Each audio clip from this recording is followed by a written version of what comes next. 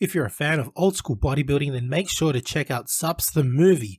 Filmmaker Alex Ardenti explores the $40 billion sports supplement industry, delving into the origins, evolution, and current state of supplements used by millions of fitness enthusiasts worldwide, available at Amazon and Vimeo. Hi everybody, Golden Era Bookworm here. Today we will be looking at Charles Atlas, undoubtedly one of the most famous bodybuilding personalities in the history of the Iron Game, and how he transformed this 97-pound frame that you can see on the screen to this 200-pound giant of a man using his very famous dynamic tension course, or so he claimed. Such a transformation impressed the many youths of the day, and Charles Atlas's courses took the world by storm during the 1930s and 1940s, promising to, quote, turn you into a man and never to have sand kicked in your face again, end quote, using of course his dynamic tension bodybuilding courses, which did not demand the use of barbells or dumbbells, instead required one to simply apply resistance with your own body, all in the comfort and privacy of your own home. Before I go into my research on his actual routine, I wish to give a quick introduction and biography on Charles Atlas, but you can skip all this by fast forwarding if you wish to jump to his routine. The story of Charles Atlas goes something like this. He was born in Acre, a tiny town in southern Italy, and upon arriving to the US in 1903 at the age of 10, Atlas spoke no English, and of course he was a skinny, often ill and picked on by bullies in his Brooklyn neighborhood. It is said that he would visit Coney Island Beach, and it was here where a hunky lifeguard kicked sand in his face and a girlfriend sighed when the 97-pound Atlas swore revenge. On a visit to the Brooklyn Museum, he saw statues depicting Hercules, Apollo, and Zeus, and was inspired to begin building his body. Bodybuilding was not known or popular in the day, with its most famous proponent being Eugene Sandow, who toured vaudeville theaters, lifting ponies and popping chains with his chest. Atlas pasted a photo of Sandow on his dresser mirror, and hoping to transform his own body, spent months sweating away at home with a series of makeshift weights, barbells, ropes, and cables, and claims that the results were disappointing. But on a visit to the Bronx Zoo, one day he had an epiphany. Watching a lion stretch, he thought to himself, quote, does this old gentleman have any barbells, any exercises? No, of course. And that's when he realized that the lion had been pitting one muscle against the other, end quote. Atlas apparently threw out his equipment and began flexing his muscles using isometric position and adding range of motion to stress them further. And after experimenting with varied techniques and likely aided by exceptional genes, supposedly emerged from many months at home with a physique that stunned the school chums when he first revealed himself on the beach, who exclaimed, quote, you look like the statue of Atlas on top of the Atlas Hotel, end quote. Several years later, he would legally change his name to Charles Atlas, adding Charles from his nickname Charlie. However, Charles was not chasing glory yet and learned leatherworking to pay the rent and support his mother after his father had abandoned his wife and son. Eventually, he gave up on the leatherwork and took a $5 a week job doubling as a janitor and strongman at the Coney Island sideshow, after which an artist spotted him on the beach in 1916 and asked him to pose. His ability to pose captured the attention of prominent socialite sculptor Gertrude Vanderbilt Whitney, who, watching Atlas disrobe, exclaimed, quote, he's a knockout, end quote, and soon had him running from studio to studio, earning $100 a week, capturing the most classic posing as George Washington in Washington Square Park and as Dawn of Glory in Brooklyn's Prospect Park. Soon after, Charles Atlas would send in his picture to the World's Most Beautiful Man competition run by Bernard McFadden, which he famously won, and got an even bigger jolt of publicity when in 1922, McFadden followed up the contest with the World's Most Perfectly Developed Man extravaganza at Madison Square Garden, which Atlas also won. But Atlas was not into bodybuilding for the sake of fame. He was in it for financial gain.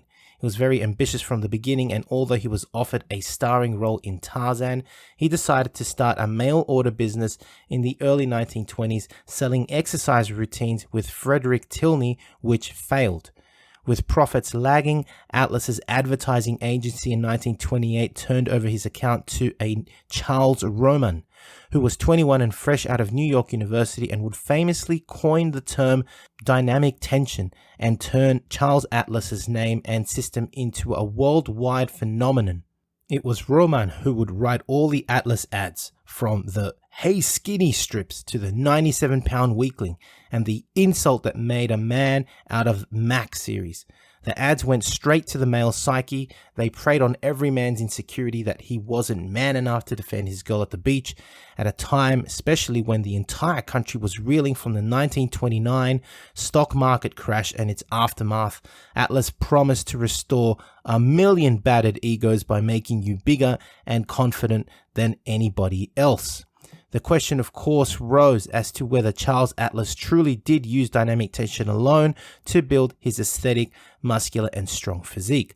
Bob Hoffman, who published Strength and Health magazine and sold York barbells on the side, filed a case with the Federal Trade Commission in 1936, where Hoffman called Atlas's system dynamic hooey, and apparently stood on his thumbs before the commission to prove the value of barbell training. The Federal Trade Commission was apparently impressed but not persuaded.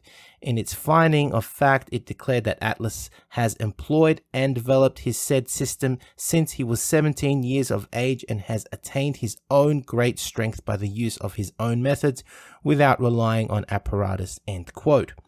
The Federal Trade Commission dismissed the suit and issued an order warning Hoffman not to disparage Atlas again. So Hoffman lost the case, and perhaps he could not produce enough evidence to refute Charles Atlas's system. However, since then the question still remains: did Charles Atlas develop his physique purely by the practice of dynamic tension?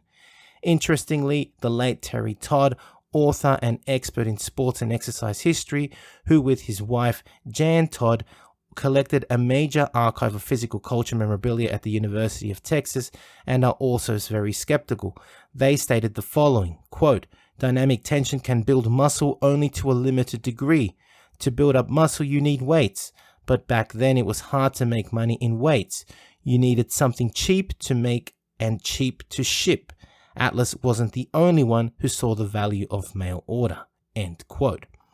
According to Joe Weider, who marketed his barbell equipment through the sale of his muscle mags, Atlas offered him some advice in the 1950s. Here is a quote from Joe Weider, quote, "I was working out at the club in the late 50s when I ran into Atlas. He came over to me and tried to offer me some business advice. He said a 100-pound barbell set was heavy to ship.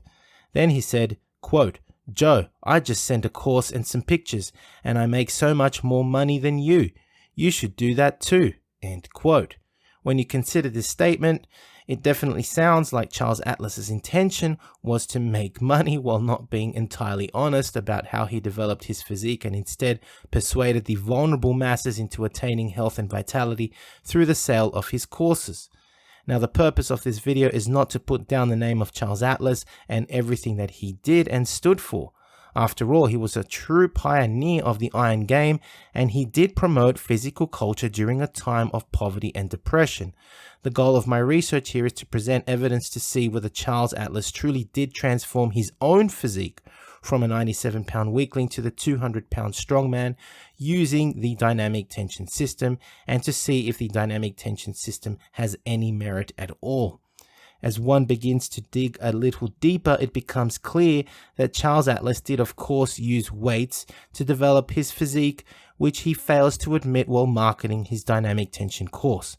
John D. Fair, historian and author of the biography Muscletown, USA, Bob Hoffman and the Manly Culture of York Barbell, says he found articles in old issues of Physical Culture magazine in which Atlas admitted he supplemented his exercises by using weights. There are accounts from bodybuilders themselves too. In fact, a fellow bodybuilder says he saw Atlas lift weights when they worked out at a Brooklyn YMCA in the early 1940s. Quote, "I never saw Angie lift heavy. He just did a lot of repetitions." End quote, says Terry Robinson, referring to Atlas by his actual name, Angelo Siciliano. I have of course done my own research and found images of Charles Atlas in Earl Lederman's books from the 1920s, where Charles sent photos to his mentor and teacher to aid Lederman in promoting his books. Named with the nickname for Charles, Chaz, Charles Atlas is shown here on page 13 of Lederman's book titled Muscular Development from 1920.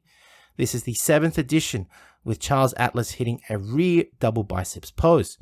As we can read from the caption, Lederman writes, quote, Mr. Atlas, I am proud to say, is another example of what correct exercise will do. He is my strongest pupil, and what I have done for him, I can do for anyone if they follow my progressive system as he has done. This photo was taken immediately after completing my course, and you cannot judge his size by that picture. Mr. Atlas recently pressed 236 pounds overhead with one arm, and I predict he will shortly rank with the world's best. He has a 17.25-inch neck, 16.75 biceps, and 48.5-inch chest, end quote. It is obvious then that Charles Atlas used Earl Lederman's bodybuilding system to build up his physique during his teens and early 20s. Of course, Earl Lederman advocated the tried and tested double progressive system, which requires the use of barbells, dumbbells, cables, and bodyweight calisthenics. I have already explained Lederman's bodybuilding system, which others such as Simon Javierto used, which I also covered on another recent video, but here again is the system of Earl Lederman, which Charles Atlas likely used. However, George F. Jowett claims that Charles Atlas was also a student of him as well, and used his courses, that's George Jowett's courses, to become the most beautifully developed man in the world. I find this a little bit hard to believe though, because it is a well-known fact that George F. Jowett was actually a student of Earl Lederman's. What it does do is raise suspicions over anyone's claim of Charles Atlas being a student of his own instruction. Now, because I wasn't necessarily satisfied with this research, I dug a little deeper to see if I could find any early articles explaining Charles Atlas's more exact training routines. I began researching articles in Bernard McFadden's Physical Culture magazine and finally found an article from November edition of 1921 of Physical Culture magazine where Charles Atlas describes his bodybuilding routine in his own words and in great detail. Shortly after being crowned world's most beautiful man, there of course is no mention whatsoever of dynamic tension, because this, remember, was first developed by his marketing staff member and marketing genius Charles Roman in 1928, 7 years after this article was written. As we can see from the article, at the time, Charles Atlas was known by his original name, Angelo Siciliano, and he describes the exercises he performed using his homemade gym equipment. And here is his exact routine. It is interesting to note that Charles Atlas mentions that he would visit the YMCA on occasion to learn more bodybuilding techniques and then would work on them at home, increasing his knowledge of bodybuilding. He does mention in the article, as he has many times, that he did not have the money to join a gym, which is why he made his own equipment at home and would only go to the gym on occasion to learn more about bodybuilding. It is also likely that he purchased courses from Earl Lederman to enhance his knowledge and was truly his student, but I doubt he was a student of George F. Jowett. Regarding dynamic tension, I can't completely fault the system either, as it does contain bodyweight exercises like push-ups and bodyweight squats, which will develop one to an athletic physique, no doubt. But to believe or hope that it could develop you into a modern-day Hercules is a little far-fetched. In many ways, dynamic tension does sound a lot like the practice of muscle control and seems to have had a similar type of tension produced to Sandow's and Attila's light dumbbell system as results from students of either dynamic tension and the light dumbbell system had similar physiques. Notably, they did not have the massive physiques of the Silver era bodybuilders, instead possessing athletic, healthy type of physiques. As a final positive comment on Charles Atlas, the fact that Charles Atlas did promote physical culture at a time when manhood needed a boost and did develop millions of healthy, active students is very commendable, hence why he is still considered a true pioneer and legend of the iron game. In my opinion then, and judging by the results of dynamic tension, it seems that at most it can help develop an athletic physique, but not a massive physique as most in the day would have hoped for. So I do hope you have enjoyed this video on how Charles Atlas truly developed his physique. As expected, he performed weighted resistance and body weight exercises, and most likely also maintained his physique that way, as well as performing his dynamic tension to prove its effectiveness. If you have enjoyed the video, please give the video a thumbs up, subscribe if you haven't done so yet, and please leave me your comments and click the bell button to be notified of future videos. Of course, this is my opinion based on my research, which I believe has been thorough. But what is your opinion? Do you guys think that Charles Atlas developed his physique purely by using dynamic tension? Let me know in the comment section. Anyway, that's it from me. This is the Golden Era Bookworm saying bye for now.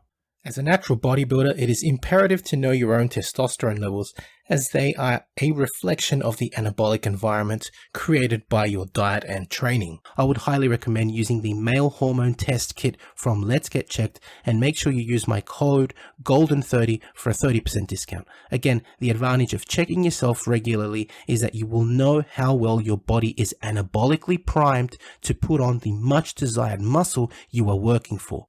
Now, if you're interested in learning more about Vince Gironda's approach to bodybuilding, his principles, and all these tips of wisdom that he has, I mean, there's so much stuff that probably hasn't been proven by science, and it will take science to prove or disprove Vince. But to be honest, these 3 books, I believe, which I call the Classic Physique Bundle, are the best books that Vince ever came out with. And they, of course, are the Wild Physique, the Master Series, and the Pro Series.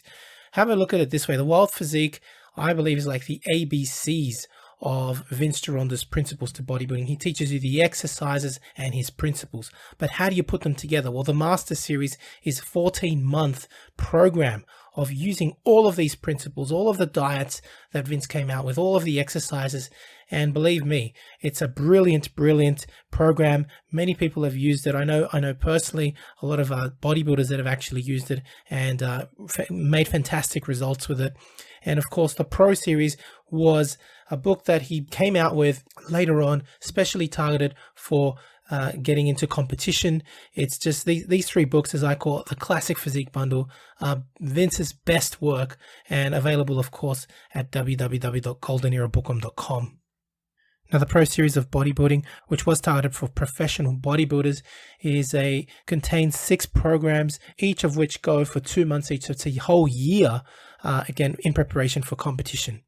Online training is now available, including my new program, Novice to Classic, a program geared towards beginners and novices looking at developing a classic physique, as well as Classic Cut, geared at those who wish to lose weight and gain muscle fast. Details available at www.goldenerabookworm.com. Need a bodybuilding poster for your gym or office? Then check out Iron Man Magazine archive.smugmug.com for the highest quality posters on the planet. Scroll through the galleries of all the legends, including greats such as Arnold, Frank Zane, Sergio Oliva, Serge Nubret, Tom Platz, and Larry Scott, and much more, and select your poster now. To support your favorite YouTube channel, please visit teespring.com/store/goldenerabookworm for merchandise, including t-shirts, hoodies, face masks, phone cases, and much more. Once again at teespring.com/store/goldenerabookworm. Become a patron at www.patreon.com/goldenerabookworm for hard to find books, scans of rare photos, and articles on the golden era of bodybuilding. I don't think that Bill Phillips looked at it as, I want to compete against them. I want to destroy them. If they pass legislation basically making any type of food supplement a prescription item, that would be the end, the death of the entire food supplement industry. Take your vitamin pill now. In the 1960s, the sports supplement industry was barely emerging. I think the reason why Joe Weider was so successful was he had Arnold on his side. He wasn't selling supplements. He was in the dream business. Joe Weider was a marketing genius. People would say the promotions or the endorsements back then were cheesy. To me, it wasn't. I loved it. Fitness was taking off. You know, fitness became cool. You had a lot of readers that wanted to be like the stars that they idolized. Bill's strength is his marketing savvy. He's a marketing genius. Got it. It's only vitamin. The right of American citizens to have free access to dietary supplements of their choice. Consult your physician. You might as well consult the next guy you meet on the street. They don't know a damn thing about vitamins and nutrition. The dietary supplement industry became the #2 most regulated industry. Nuclear, dietary supplements, pharmaceutical. We're more regulated than drugs. They come in and you need to allow the FDA. They have jurisdiction. The enforcement is kind of the questionable side of it, and how do they really get a handle on this monster? A lot of people tell me that the dietary supplement industry is completely unregulated. It's the wild, wild west out there. It's a free-for-all. That could not be further from the truth. A dietary supplement is not allowed to have a side effect. I always say the pharmaceutical has to have a minimum of 100 side effects in order for it to be a drug. And now, it's a $40 billion industry and growing. That's the really interesting thing, is the cast of characters from the 80s, when it was kind of iffy, to now when it's a lot more legitimate. They made it sound cutting edge, revolutionary, and different, and I want that. That's cool. We are in this industry to improve our health. It's not just a vanity project here. We're working on our lifeline. We eat a certain way to improve our health. We train a certain way to improve our health. Supplements are just that. They supplement your work, your graft, your nutrition. They demonize dietary supplements, but they say all you need is real food. Well, what's a real food? They pump you up and get you hard, stronger, faster, bigger. Doc, I want to take this weight gain. I want to take this pre-workout. No way. That stuff, we don't know what's in that. It could be, no way. I'm not going to give you, it's going to kill the industry, bottom line. So I must have drank so much protein powder from age 15 to 18 that my head was going to explode. I believed in metrics so much that I would probably punch somebody in the face if they tried to take it away from me.